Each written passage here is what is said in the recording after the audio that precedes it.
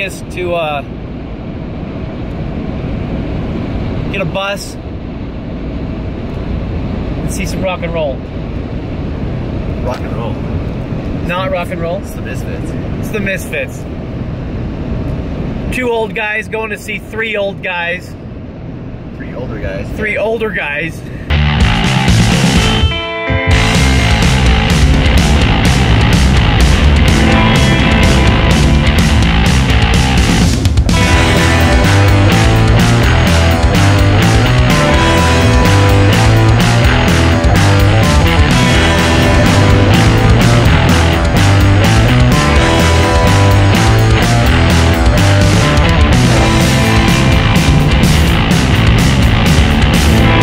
Like a jackass. Alright, Jason wrangled me into driving this last stretch. We stopped at In-N-Out. Got a hamburger for breakfast. Now we're off to Nevada to get sushi.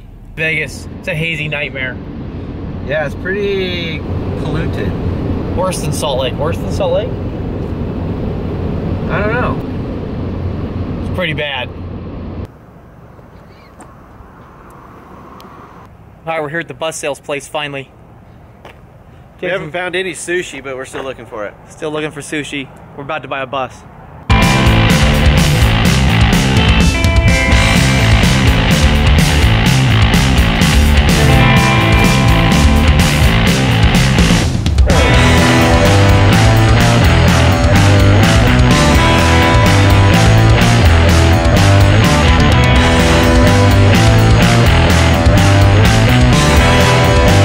We're going to drive buses numbers 2 and 3. We still haven't found sushi yet, but it's getting close. The it's hour not getting of close. Sushi is very close. It's not getting closer at all.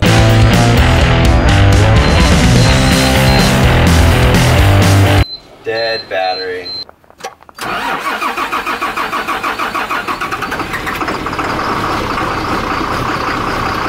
Alright, we bought a bus. Jason bought a bus. Western bought 2 buses. We bought 2 buses. 2 buses for the price of one. We started out on the $40,000 bus. And then we bought 2 buses for $40,000. And then we bought 2 buses for $40,000. They rattle a little bit more. But they're good river buses. And Joe Rooney will fix the rattle. Yeah, we love Joe Rooney. So now where are we going? To get sushi? Sushi! Jason claims we're going to get sushi. I'll go check into the hotel. Oh. Freshen up and then go get sushi. There's no freshening for me. This is all I brought.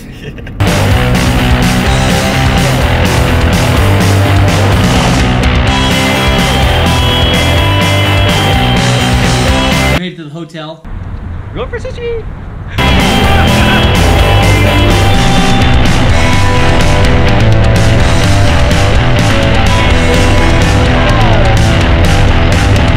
We're very out of place. Very, very out of place.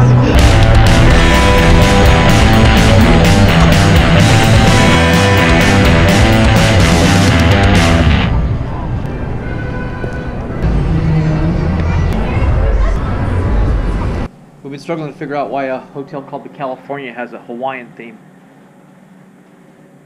We haven't come to any conclusions. We did go eat some sushi. Oh, that's pretty good. Yeah, it was way good. Alright, we're going to the Misfits. First we gotta go buy earplugs. Because we're old. We're gonna try and get a lift with a Y. Lift with the Y so we can get to the link with the Q. It's kind of like an Uber. Jason's very metropolitan. He's done this many times. I got a nap for that. Alright, we lifted. Now we're waiting for Bob.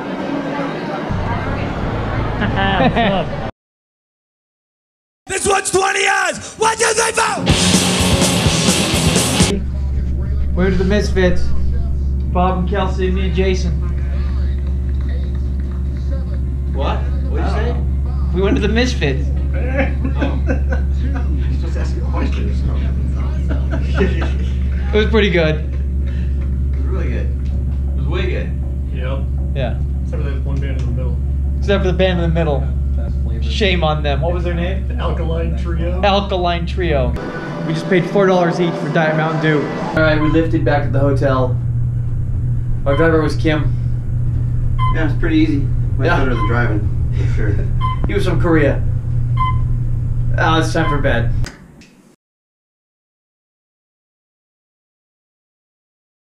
Jason lost the parking stub. I didn't lose, I just misplaced He it. misplaced it. That's what I was giving him grief for yesterday because I didn't think he was doing it right. Maybe you want to pay it right then. So now he's definitely doing it wrong.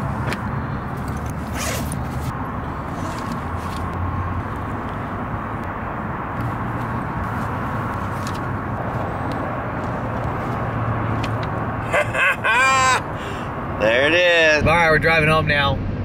Mission accomplished. Got 2 buses.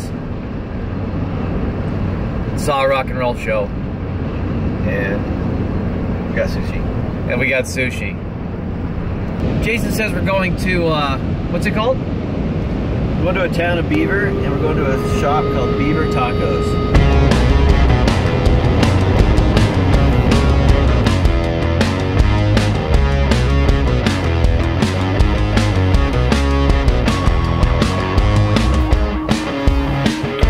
Can I get the number 6 with carne soda? Jason got too much food.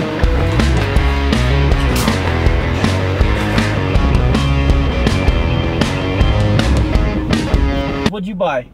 I bought some curd cheese and some sample cheese. I bought some Lacy Swiss and Munster.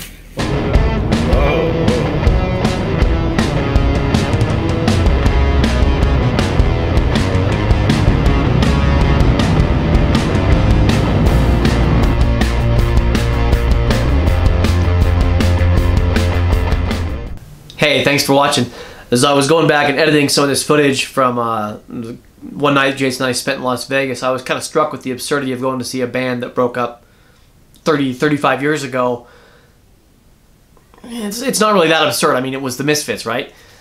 Jason and Bob and I have always told each other that if the Misfits ever got back together, if Glenn and Jerry could ever reconcile their differences and actually end up on stage together again, we would go see them. And they played twice last year that we really couldn't get to, but this one was pretty accessible, so we went. I mean, it's a little absurd, but it was still a pretty good show worth seeing. A lot of people still give us grief for going to these concerts, for going to punk rock and heavy metal shows. We have one friend, every time we invite him to go with us, he always says, "Oh, I have too much adulting to do." And that always strikes me as odd. It makes me feel a little guilty, as if somehow my version of adulting is improper or lacking somehow. I think our wives see us going to these punk rock shows as some sort of misconstrued or misdirected midlife crisis kind of thing that's somehow more acceptable or cheaper or easier than a sports car or a girlfriend. But the truth is, Bob and Jason and I go to these hardcore punk rock shows, whatever you want to call them, because they're fun. And Bob and Jason and I started going to punk rock and heavy metal shows in 86, 87, and we've never really stopped. We do it because it's fun. Thrash metal, hardcore, speed metal, punk rock, all these types of music, I listen to them to this day. Every day. I genuinely enjoy it. I have fun at it. Fast music is a tangible, important part of my life. It's part of who I am as a husband, a father, a friend. I find positivity in it. I find energy, and I find happiness in listening to it. Jason and I talked a little bit about this on the drive home from Las Vegas. We talked about some of the early bands that we'd listened to and how our experience with punk rock and the punk rock scene has been overwhelmingly positive. We talked about some of the first bands that we listened to and, quite frankly, some of the bands we still listen to. Minor Threat and Suicidal Tendencies and the Misfits and Sick of It All and Slayer. We still listen to these bands all the time. And our experience with them has been positive. Jason and I, at the end of the day, we're pretty normal guys. We're middle-aged. We don't have neck tats or piercings, criminal records. We both have 2.3 kids and a mortgage, but we still listen to Slayer all the time. And we love it. We enjoy it. We get a kick out of it. It's fun. It's enjoyable, and it's a positive experience. And yeah, there's negativity in the punk rock scene. There's a lot of negative issues and themes in the music, and there's a lot of drugs and alcohol. I've known punks that were junkies and punks that were drunks and punks that are in jail, punks that are dead at this point. I've been to concerts that ended in knife stabbings. I've been to concerts that ended in riots. Bob and this kid Sean and I one time, we got caught on a security camera exiting a Malevolent Creation show in 94 or 95, and we were somehow wanted for questioning in connection with some sort of murder. Yeah, there's a lot of negativity out there, but there's overwhelming positivity too. And punk rock is a lot like life. You kind of get out of it what you put into it. If you search for the negative in punk rock, you'll find it. It's definitely there. The punk rock subculture and community, it's shaped my worldview, it's shaped my political views, it's shaped my creativity and my life, and it's shaped it for the better. If you go into punk rock, if you approach it with a positive attitude, that's exactly what you get back with it. If you search for the light, you'll find it. If you get involved in punk rock and you enjoy it for the positivity, the independence, the individuality, the creativity, and the DIY ethos that lives in and sustains that punk rock community, you'll find it. It's there and it's positive.